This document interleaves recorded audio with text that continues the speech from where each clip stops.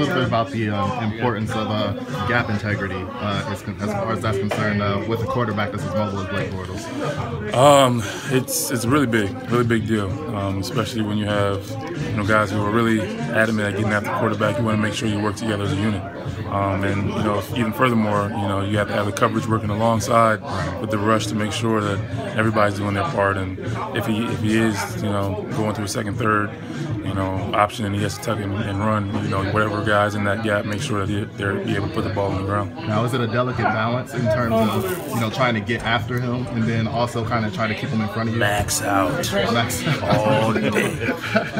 You can't throttle down, because then you're sacrificing opportunities to get there and get hits on the quarterback, put pressure, and at some degree you want to make sure you get him off the rhythm and make sure that he's not comfortable. Right. So you can't say I'm just going to go out here and stand in the line and stay in my gap and not rush, because then he's back there throwing the ball over the field, and your DBs definitely don't like to see that. So you have to go out there and just max out and make sure you trust the guy next to you and make sure that if he does flush, one of the guys will be able to help you out. How much better can this defense play? How much better does it have to play?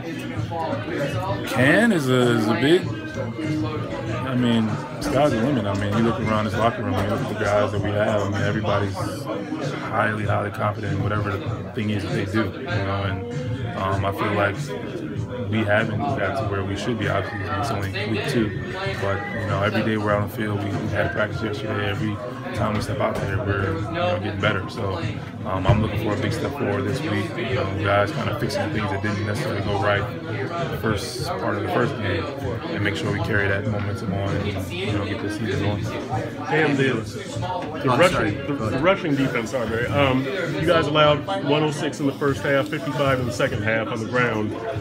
The 55, that's probably not what you won in a half, but what do you think of that number? And then what do you think of how you guys played? Did you play downhill defensively, rush defense second half? Did you like the way you played second half? Well, football is a game of numbers. It's hard to.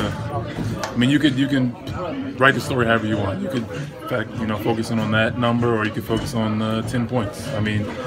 As far as I'm concerned, the biggest number in football is points allowed. If you keep them off the scoreboard, I don't care if they rush for 700 yards, they score 2 points. But at the same time, you want to go out there and try to make a team one-dimensional and get them in third and longs and get off the field. So, there's things we have to work on. Obviously, again, first game we didn't come out as on point as we wanted to. But at the end of the day, again, it was only one team allowed less points than we did. So.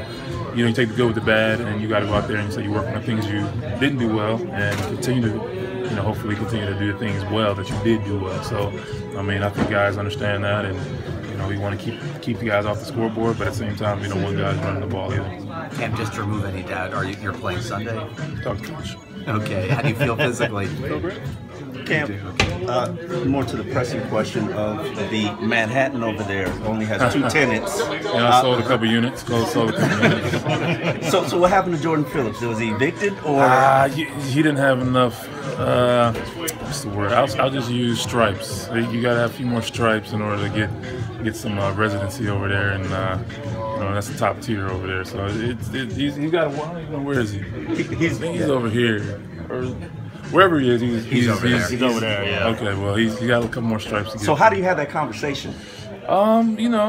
Game recognized game. You know the guys who have stripes, and guys know who other guys have stripes, and it was a small, simple conversation. I had some open vacancies, so it wasn't too long conversation. It was simple. We had exchange of funds, and now we have a new resident over there. So how does Ndamukong Suh have to apply to be in Manhattan?